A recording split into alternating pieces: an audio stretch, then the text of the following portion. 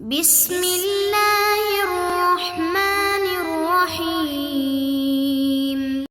نحمده ونصلي ونسلم على رسوله الكریم اما بعد۔ معزز طلبہ کرام، سبق نمبر 45 اور کتاب الرضاع میں ہم آج بات کرتے ہیں کہ عورت کا دودھ دوسرے کسی چیز کے ساتھ مکس ہو جائے، مل جائے، تو اس صورت میں حرمت رضاعت کا کیا حکم ہوگا۔ دوسری عورت کے دودھ کے ساتھ مل جائے، یا کسی دوسری لیکوڈ چیزوں کے ساتھ مل جائے، یا کسی جانور کے دودھ کے ساتھ مل جائے، یا کھانے کی چیزوں کے ساتھ مل جائے، تو ان سب صورتوں کا حکم ہم اس سبق کے اندر جانیں گے۔ وَإِذَا اخْتَلَطَ اللَّبَنُ بِالْمَاءِ وَاللَّبَنُ هُوَ الْغَالِبُ۔ سب سے پہلی صورت ہم یہ ذکر کرتے ہیں کہ دودھ ہے عورت کا، وہ پانی کے ساتھ مکس ہو گیا ہے، اور حال یہ ہے کہ دودھ غالب ہے پانی پر۔ علق به التحریم، اس کے ساتھ تحریم یعنی حرمت رضاعت متعلق ہو جائے گی، اور اگر یہ بچے کو پلا دیا تو بچے کے اوپر حرمت رضاعت ثابت ہوگی، اور اس عورت کا دودھ جس کا یہ دودھ ہے وہ عورت اس کی رضائی ماں بن جائے گی، اور اس کے وساطت سے اور اسی کے واسطے سے باقی رشتے بھی حرام ہو جائیں گے۔ وَإِنْ غَلَبَ الْمَاءُ، اور اگر پانی غالب ہے تو لم يتعلق به التحریم، تو اس سے تحریم متعلق نہیں ہوگی۔ امام شافعی رحمۃ اللہ اس میں اختلاف فرماتے ہیں، وہ فرماتے ہیں کہ اگرچہ پانی غالب ہو پھر بھی تحریم ثابت ہو جائے گی، حرمت رضاعت ثابت ہوگی، بشرطے کہ 5 گھونٹ کے برابر یا 5 قطرے اگر اس میں موجود ہیں دودھ کے تو بس تحریم ثابت ہو جائے گی۔ انہ موجود فیہ حقیقتاً، کیونکہ حقیقتاً تو پانی کے اندر دودھ موجود ہے اگرچہ تھوڑا ہے۔ ونحن نقول، ہم کہتے ہیں کہ المغلوب غیر موجود حکماً، یہ ہے فقہی قاعدہ یہاں پر کہ جو مغلوب ہوتا ہے وہ حکماً موجود ہوتا ہی نہیں ہے، وہ حکماً کالعدم شمار ہوتا ہے۔ حتی لا یظہر فی مقابلۃ الغالبی، غالب جو ہوتا ہے اس کے مقابلے میں وہ ظاہر ہی نہیں ہو رہا ہوتا، جب ظاہر نہیں ہے تو وہ مغلوب ہوتا ہے کالمعدوم۔ کما فی الیمین، جیسے کہ قسم کے اندر کہ کسی نے شخص نے کہا کہ میں دودھ نہیں پیوں گا، یا فلاں شخص کا کسی نے قسم کہا کہ میں فلاں جانور کا دودھ نہیں پیوں گا، مطلقاً کہا کہ میں دودھ نہیں پیوں گا، تو پھر وہ ایسا دودھ پیتا ہے کہ جس کے اندر پانی ہے، اور پانی غالب ہے تو وہ خانس نہیں ہوتا، اگر پانی مغلوب ہے تو وہ خانس ہو جاتا ہے۔ تو یہاں پر بھی اسی طرح ہے۔ وَإِنِ اخْتَلَطَ بِالطَّعَامِ لَمْ يَتَعَلَّقْ بِهِ التَّحْرِيمُ، اگر پانی کے ساتھ نہیں، دوسری صورت یہ ہے کہ دودھ کو کھانے کے ساتھ ملا دیا اور کھانے کے ساتھ مکس ہو گیا، تو اس صورت میں دودھ کے ساتھ تحریم متعلق نہیں ہوگی۔ وَإِنْ كَانَ اللَّبَنُ غَالِبًا عِنْدَ أَبِي حَنِیفَہ رحمہ اللہ، اگرچہ امام ابو حنیفہ رحمہ اللہ کے نزدیک دودھ غالب ہو پھر بھی کھانے کے ساتھ چونکہ ڈالا ہے، سالن میں ڈالا ہوا ہے، تو اس صورت کے اندر تحریم متعلق نہیں ہوگی۔ صاحبین فرماتے ہیں کہ اگر دودھ غالب ہے تو پھر کھانے کے اندر ڈالنے کی وجہ سے بھی تحریم متعلق ہو جائے گی۔ صاحب ہدایہ فرماتے ہیں کہ صاحبین کا یہ جو قول ہے فیما، یہ اس صورت میں اذا لم تمسہ النار، جو کھانے کی چیز ہے اس کو آگ نے نہ چھوا ہو، یعنی آگ پر اس کو پکایا نہ گیا ہو، ایسے ہی کچا کوئی رائتہ وغیرہ یا کوئی اس طرح کی چیز جس میں اور بھی چیزیں ڈالی ہوئی ہیں کھانے کی، اور اس میں ساتھ یہ عورت کا دودھ ڈال دیا، تو اس صورت میں صاحبین فرماتے ہیں کہ اگر غالب ہے تو پھر تحریم متعلق ہونی چاہیے، اگر غالب نہیں ہے تو پھر نہیں ہونی چاہیے۔ حتی لو طبخ، یہاں تک کہ اگر اس کو سالن کے اندر ڈال کر اس کو پکا لیا گیا، اب تو وہ اس سالن کا جز بن چکا ہے، لا يتعلق به التحریم، پھر تو اس کے ساتھ تحریم متعلق نہیں ہوگی، بالاجماع فی قولہم جمیعا، سب کے نزدیک۔ صاحبین فرماتے ہیں کہ جہاں تک کچا دودھ ہے اور کچی کھانے کی چیزوں کے اندر مکس کر دیا غلبے کا اعتبار ہوگا، وہ فرماتے ہیں کہ ان العبرۃ للغالب، غالب کا اعتبار کیا جائے گا، کما فی الماء، جیسے کہ پانی کے اندر غالب کا اعتبار کیا جاتا ہے، اذا لم یغیرہ شیء عن حالہ، بشرطے کہ کسی چیز نے اس کو یعنی اس دودھ کو اپنی حالت سے بدلا نہ ہو، یعنی پکایا نہ گیا ہو۔ ہاں اگر پکا دیا تو پھر اب اس کی حالت چینج ہو چکی ہے، اب وہ کھانے کے اندر اس کا جز بن چکا ہے، تو اس صورت کے اندر پھر بالاتفاق غالب ہونے کے باوجود بھی تحریم متعلق نہیں ہوگی۔ امام ابو حنیفہ رحمہ اللہ فرماتے ہیں کہ ان الطعام اصل، کھانا جو اس میں ہوتا ہے وہ اصل ہوتا ہے، لبن تابع ہوتا ہے، فی حق المقصود، مقصود کا معنی ہوتا ہے غذائیت، غذائیت کو حاصل کرنے میں وہ جو کھانا ہے وہ کھانا اصل ہے، بیچ میں جو دودھ ہے وہ اس کے تابع ہے، فصار کالمغلوب، وہ دودھ بھی گوئے کہ مغلوب ہے، اگرچہ غالب بھی ہے لیکن مقصود وہ نہیں ہے، مقصود کھانے سے وہ کھانا ہے، دودھ اس کے اندر ایک تابع کی شکل میں ہے۔ ولا معتبر بتقاطر اللبن من الطعام عنده هو صحیح۔ بعض فقہا یہ فرماتے ہیں کہ اگر لقمہ اٹھاتے ہوئے نیچے قطرے ٹپکتے ہیں تو اس کا مطلب یہ کہ دودھ غالب ہے، لہٰذا یہ اس سے تحریم ثابت ہو جائے گی، لیکن فرماتے ہیں صحیح قول یہ ہے کہ لبن کے یعنی دودھ کے قطرے ٹپکنا کھانے سے اس کا اعتبار امام ابو حنیفہ رحمۃ اللہ کے نزدیک نہیں ہے، لہٰذا مفتہ بھی اور راجح قول یہ ہے کہ اگر کھانے کے اندر ڈال دیا ہے دودھ کو، پکایا گیا ہو یا نہ پکایا گیا ہو، تو راجح قول یہی ہے کہ اس سے تحریم ثابت نہیں ہوگی۔ لأن تغذیہ بالطعام اذ هو الاصل، اس لیے کہ جو غذائیت حاصل کی جاتی ہے وہ کھانے سے کی جاتی ہے، دودھ سے نہیں کی جاتی۔ جب دودھ کو مکس کیا جائے اس میں تو فرماتے ہیں کہ یہی اصل ہے، اور اسی وجہ سے کہ کھانا اصل ہے، لہذا کھانے ہی کی کو اصل بنا کر کھایا جاتا ہے۔ وَإِنِ اخْتَلَطَ بِالدَّوَاءِ وَاللَّبَنُ غالب، دوائی کے ساتھ دودھ عورت کا مکس ہو گیا اور دودھ غالب ہے تو تعلق بھی تحریم متعلق ہو جائے گی۔ لأن اللبن يبقى مقصودا فيه، کیونکہ دودھ اس کے اندر مقصودی طور پر گوئے کہ باقی ہے۔ اذ الدواء لتقویته على الوصول، کہ جو دوائی ہے وہ دودھ کو تقویت پہنچاتی ہے، یہ دوا اندر پہنچنے پر، یعنی دودھ جو دوائی میں جب ڈال دیا تو اب دوائی اس دودھ کو اندر پہنچانے کے اندر یعنی زیادہ معاون ہے، لہذا گوئے کہ قوت دے دی ہے دودھ کو اندر تک پہنچنے میں، تو اب دودھ ہے بھی غالب ہے تو لہذا اس صورت میں تحریم متعلق ہو جائے گی۔ خلاصہ اور اصول یہی بنے گا کہ جہاں پر دودھ کو باقاعدہ اصل سمجھ کر استعمال کیا جائے غذائیت کے طور پر یا دوا کے طور پر، تو وہاں پر تحریم متعلق ہوگی، اور جہاں پہ دودھ تابع ہو تو مغلوب ہو وہاں پر تحریم اس کے ساتھ متعلق نہیں ہوگی۔ تو یہاں پر یہ دودھ غالب ہے اور اصل کے طور پر گوئے کہ اس کو اندر پہنچایا جا رہا ہے اور دوائی اس کے ساتھ تقویت دیتی ہے، تو لہٰذا یہ تحریم سے متعلق ہو جائے گی۔ وَإِذَا اخْتَلَطَ اللَّبَنُ بِلَبَنِ الشَّاةِ،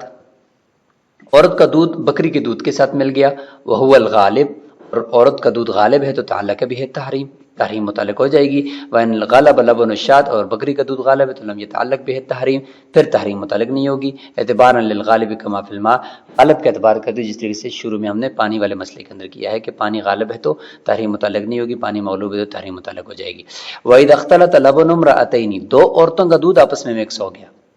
اللہ کا تحریم بأغلبہما عند ابی یوسف رحمہ اللہ، امام ابو یوسف رحمہ اللہ کے نزدیک ان میں سے جو غالب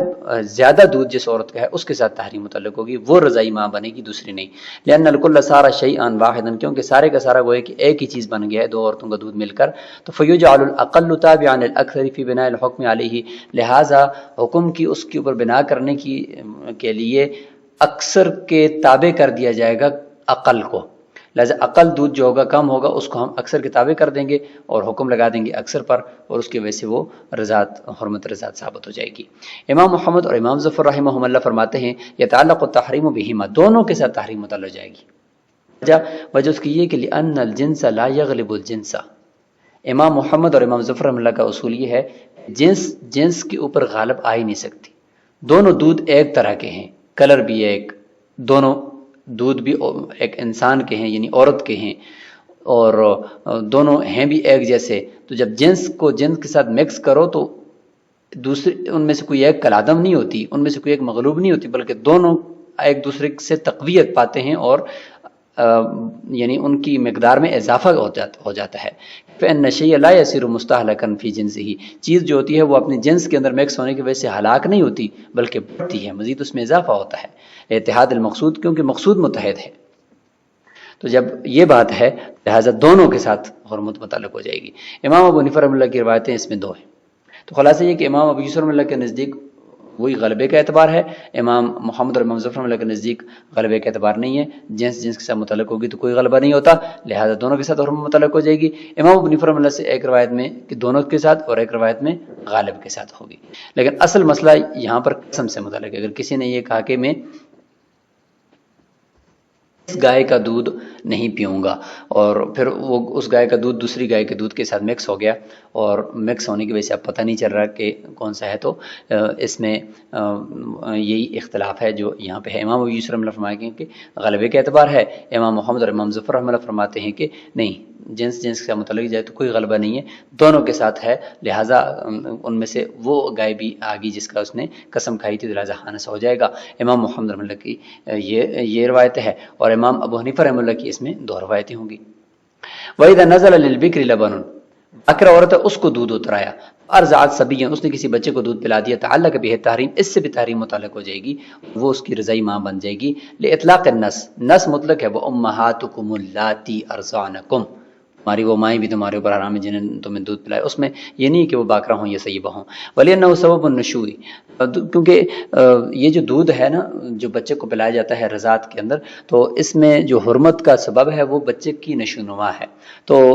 باکرا عورت کا جو دودھ ہے تو یہ بھی نشو نما کا سبب ہے، تو فَيَثْبُتُ بِهِ شُبْهَةُ الْبَعْضِيَّةِ، جزئیت اور بعضیت کا شبہ اس میں ثابت ہو جائے گا کہ یہ عورت کا جز بن گیا ہے، یہ بچہ اس باکرا عورت کا جز بن گیا ہے، لہٰذا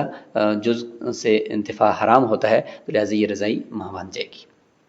وَإِذَا حُلِبَ لَبَنُ الْمَرْأَةِ بَعْدَ مَوْتِهَا، عورت فوت ہو چکی ہے، اس کے فوت ہونے کے بعد اس کے پستانوں سے دودھ کو نکالا گیا ہے، فَأُجِرَ الصَّبِيُّ، اور بچے کے منہ میں ڈالا گیا ہے، تعلق بِهِ التحریم، اس سے بھی تحریم متعلق ہو جائے گی احناف کے نزدیک، سوائے امام شافعی رحمۃ اللہ کے، وہ فرماتے ہیں کہ الاصل فی ثبوت الحرمت انما هو المرأة، حرمت رضاعت کے ثابت ہونے میں جو اصل ہے وہ عورت ہوتی ہے، عورت ہوتی ہے، اس کی چونکہ وہ اس کا جز بنتا ہے بچہ پہلے، اور اس کے واسطے سے پھر وہ دوسری رشتہ داروں کا بھی جز بنتا ہے، اور حرام ہو جاتے ہیں وہ سارے رشتہ دار اس کے اوپر، یعنی نکاح حرام ہو جاتا ہے، تو اصل میں عورت ہوتی ہے۔ ثم تتعدى الى غیرها بواسطہ، پھر عورت کے واسطے سے دوسروں کی طرف حرمت متعدی ہوتی ہے۔ وبالموت لم تبقى محلا لها، اور موت کے بعد تو عورت حرمت کا محل ہی نہیں ہے، حرمت رضاعت کہ وہ رضائی ماں بن جائے، اب وہ محل ہی نہیں رہی، وہ فوت ہو چکی ہے، لہٰذا یہاں پر حرمت رضاعت ثابت نہیں ہوگی۔ ولہذا کہ عورت محل ہی نہیں ہے، اسی وجہ سے لا یوجب وطئها حرمت المصاہرہ، کہ اس مردہ عورت کے ساتھ اگر وطی کی جائے تو وہ وطی سے یعنی کوئی کسی نے اگر بدکاری کر دی اس کے ساتھ تو اس سے حرمت مصاہرت ثابت نہیں ہوتی، سسرالی رشتے کی جو حرمت ہے وہ ثابت نہیں ہوتی اگر مردہ عورت کے ساتھ نکاح کرو ہم بستی کرنے سے۔ بلنا احناف اس کا جواب دیتے ہیں کہ ان السبب هو شبہۃ الجزئیہ، اصل جو سبب ہے حرمت رضاعت کا وہ جزئیت کا شبہ ہے، بچہ جب عورت کا دودھ پیتا ہے تو اس کا جز بن جاتا ہے، تو اس جزئیت کی وجہ سے حرمت ثابت ہوتی ہے، تو وذالک فی اللبن، اور وہ جزئیت شبہ یہ لبن یعنی مردہ عورت کے دودھ میں پایا جاتا ہے، لمان الانشاء، انشاء ہے یہاں پہ، لانشاء والانبات، یعنی نشوونما کی وجہ سے اور بچے کی پرورش کی وجہ سے، یعنی اس کے اندر دودھ کے اندر یہ والا معنی پایا جاتا ہے کہ بچے کی پرورش اس دودھ سے ہوگی، اس کی وجہ سے جزئیت والا شبہ اس دودھ کے اندر بھی پایا جاتا ہے، اگرچہ عورت کے مردہ ہونے کی حالت کے اندر اس سے دودھ نکالا گیا ہو۔ وہ قائم باللبن، اور یہ نشو یعنی نشوونما والا معنی دودھ کے اندر پایا جاتا ہے۔ وہذہ الحرمۃ تظہر فی حق المیت، اب امام شافعی رحمۃ اللہ کا جواب کہ اس کا فائدہ نہیں ہے، کیونکہ عورت محل ہی نہیں رہی حرمت کا، تو حرمت رضاعت کیوں ثابت کریں؟ اس کا جواب دیتے ہیں کہ مردہ عورت کے حق میں یہ حرمت رضاعت ثابت ہوگی، کیسے ثابت ہوگی؟ دفناً و تیمماً، دفن کے اعتبار سے اور اس کو تیمم دینے کے اعتبار، اگر اس کو کوئی قبر میں اتارنے والا نہیں ہے یا اس کو غسل دینے والا کوئی بھی نہیں ہے، تو یہ جو بچی ہے مثلا جس کو دودھ پلایا ہے، یہ بچی ہے مثلا اس کو دودھ پلایا ہے اس مردہ عورت کا، تو اس بچی کا اگر فی الحال اگر کوئی ایسا بالغ شوہر ہے یعنی جس کے فوری طور پر یہ بچی اس کے نکاح میں دی ہوئی ہے، نابالغ عورت کا نکاح تو ٹھیک ہے نا، نابالغ بچی کا نکاح ہو سکتا ہے، بالغ کے ساتھ بھی ہو سکتا ہے، نابالغ کے ساتھ بھی ہو سکتا ہے، تو کسی بالغ کے ساتھ اگر یہ نکاح میں ابھی سے دی ہوئی یہ بچی ہے تو وہ بالغ شخص اس مردہ عورت کا داماد بن گیا، کیونکہ رضائی بیٹی ہے نا، بیٹی بن گئی، وہ بچی رضائی بیٹی بن گئی اس مردہ عورت کی دودھ پلانے کی وجہ سے، اور یہ اس کا داماد بن گیا، اور کسی کے یعنی کسی اور محرم کے نہ ہونے کی وجہ سے اس داماد کو اختیار ہے کہ وہ اس کو قبر میں بھی اتارے اس عورت کو، اور ساتھ ساتھ اگر وہ کوئی غسل دینے والا نہیں ہے تو اس کو تیمم بھی یہ کرا سکتا ہے، تو اس حق میں پھر بھی دیکھیں کچھ نہ کچھ تو ثابت ہو رہا ہے۔ اما الحرمۃ فی الوطی امام شافعی رحمۃ اللہ نے فرمایا تھا کہ مرد و عورت کے ساتھ اگر وطی کوئی کرے تو اس سے حرمت مساہرت ثابت نہیں ہوتی، اس سے پتہ چلے کہ وہ محل نہیں ہے۔ اس کو جواب دیتے ہیں کہ وطی کے اندر جو حرمت مساہرت ہوتی ہے وطی کی وجہ سے، وہ حرمت مساہرت کب ہوتی ہے؟ لِكَوْنِهِ مُلَاقِيًا لِمَحَلِّ الْحَرْثِ، کہ جب وہ وطی پہنچے کہاں؟ حرث یعنی کھیتی کے محل کو، محل حرث کو پہنچے، محل حرث یعنی جہاں پہ بچہ پیدا ہوتا ہے، تو اس تک بندہ پہنچے اور وہاں بستری کرے تو اس کی وجہ سے حرمت مساہرت ثابت ہوتی ہے۔ جبکہ وقد زال بالموت، اور موت کی وجہ سے وہ جو عورت کا پیٹ ہے اب وہ محل حرث، اس کی شرمگاہ اب وہ حرث کھیتی نہیں رہی، وہ بچہ پیدا کرنے کی صلاحیت اس کے اندر نہیں رہی، اس وجہ سے اب یہ جو وطی ہوئی بھی ہے اس وطی سے حرمت مساہرت ثابت نہیں ہوگی۔ فافترقا، بس دونوں جدا ہو گئے۔ لہٰذا یہاں پر جو مرد و عورت کا کے ساتھ ہم بستری جو کی ہے تو اس کی وجہ سے حرمت مساہرت ثابت نہیں ہوگی، لیکن اگر اس کا دودھ بچے کو پلا دیا تو اس سے حرمت رضاعت بہرحال ثابت ہو جائے گی، تو یہ آپس میں اس طریقے سے جدا ہو جائیں گے۔ وَإِذَا احْتُقِنَ الصَّبِيُّ بِاللَّبَنِ، اس طرح ہوا ہے کہ بچے کو حقنہ کر دیا گیا ہے دودھ کے ذریعے سے، یعنی وہ دودھ اس کی شرمگاہ سے، اس کی مقعد کے ذریعے سے اوپر لے جایا گیا نیما کے طور پر، نہ کہ اوپر سے حلق کے ذریعے سے نیچے لے جایا گیا ہو، تو فرماتے ہیں لم یتعلق بہ التحریم، اس سے تحریم ثابت نہیں ہوگی اس حقنہ لگانے سے۔ امام محمد رحمہ اللہ فرماتے ہیں کہ انہ تثبت بہ الحرمہ، اس سے بھی حرمت ثابت ہو جائے گی، نیچے سے یعنی چاپ کی جگہ سے اوپر اگر دودھ کو لایا گیا ہے تو اس سے بھی حرمت ثابت ہو جائے گی۔ کما یفسد بہ الصوم، جس طریقے سے روزہ فاسد ہو جاتا ہے حقنہ کرنے سے، اگر کوئی نیچے سے کوئی چیز یا دودھ ہی اگر اوپر لے کر آؤ تو روزہ ٹوٹ جاتا ہے، تو اس طریقے سے اگر چھوٹا بچہ ہے اس کے اگر یہ اوپر پیٹ تک دودھ کو لایا گیا لیکن نچلے راستے سے، تو اس سے حرمت رضاعت ثابت ہو جانی چاہیے، کیونکہ پیٹ تک تو دودھ پہنچ گیا نا۔ لیکن ظاہر روایہ میں ایسا ہے کہ اس سے تحریم متعلق نہیں ہے۔ اس کے مطابق پھر فرق کیا ہے کہ نیچے سے اوپر دودھ کو لانے میں حرمت مساہرت ثابت نہیں ہے، اوپر سے نیچے حلق سے نیچے اتارنے میں حرمت ثابت ہو جاتی ہے؟ تو جواب یہ دیتے ہیں کہ ان المفسد فی الصوم اصلاح البدن، فرق ذکر کریں گے کہ روزہ ٹوٹ جاتا ہے نیچے سے اوپر کوئی چیز آ جائے، پیٹ تک دودھ آ جائے یا جو بھی، اس سے روزہ تو ٹوٹ جاتا ہے، لیکن بچے کے اگر پیٹ سے کے اندر پہنچا دیا گیا پیشاب کے راستے سے دودھ تو اس سے حرمت رضاعت ثابت نہیں ہوگی۔ فرق کیا ہے؟ فرق یہ ہے کہ روزے کے اندر جو چیز روزے کو فاسد کرنے والی ہے وہ بدن کی اصلاح کے طور پر کوئی چیز بدن کے اندر تک پہنچائی جائے، جس سے بدن کے اندر کیا ہو جائے؟ صحت مند ہو جائے، بچے کو بدن کو صحت مل جائے، تو اس کے طور پر جو چیز اندر جائے گی تو نشوونما اس میں نہ بھی ہو، صرف صحت کے طور پر اور جو بیماری ہے اس کو ختم کرنے کے لیے اگر کوئی چیز اندر پہنچائی جائے تو اس سے روزہ ٹوٹ جاتا ہے۔ وَيُوجَدُ ذَلِكَ فِي الدَّوَاءِ، اور دوائی کے اندر یہ بات پائی جاتی ہے کہ اگر وہ حقنہ کے ذریعے سے چڑھائی جائے یا جہاں سے بھی چڑھائی جائے پیٹ تک پہنچ جائے تو اس سے بدن کی اصلاح مقصود ہوتی ہے تو روزہ ٹوٹ جائے گا۔ فَأَمَّا الْمُحَرِّمُ، جہاں تک بات پھر رضا کے معاملے میں جہاں تک جو چیز حرام کرنے والی ہے حرمت رضاعت کے مسئلے کو، تو وہ معنی النشوئی، وہ بچے کی نشونما کا معنی ہے، ایسا دودھ جو بچے کو نشونما دے، اس کی ہڈیوں کو مضبوط کرے، ایسا دودھ اس کے پیٹ میں چلا جائے تو اس سے حرمت رضاعت ثابت ہوتی ہے۔ کسی عورت کا دودھ اگر اس کے پیٹ میں چلا جائے، ولا یوجد ذلک فی الاحتقان، لیکن حقنہ لگانے کے اندر یعنی شرمگاہ کے راستے سے دودھ اوپر چڑھانے میں یہ والا معنی نہیں پایا جاتا کہ اس سے بچے کی نشونما ہو۔ نشونمات کا جو راستہ ہے وہ اوپر سے ہے، لأن المغذی وصولہ من الاعلی، جو چیز غذائیت والی ہوتی ہے یعنی ان المغذا یا مغذیہ، جو چیز نشونما والی ہوتی ہے اس کا وصول، اس کا پہنچنا اوپر سے ہوتا ہے، حلق کے راستے سے معدے تک پہنچنا ہوتا ہے، نیچے کے راستے سے جو چیز پہنچتی ہے وہ نشونما کے لیے نہیں ہوتی، وہ دوائی وغیرہ کے لیے، اصلاح بدن کے لیے ہوتی ہے۔ اس لیے فرمایا کہ اس سے حرمت رضاعت ثابت نہیں ہوگی۔ تو اس سبق کو یہیں پہ ہی سٹاپ کرتے ہیں، انشاءاللہ اگلے سبق کے اندر ہم کتاب الرضاع کو مکمل کر دیں گے۔ السلام علیکم ورحمۃ اللہ۔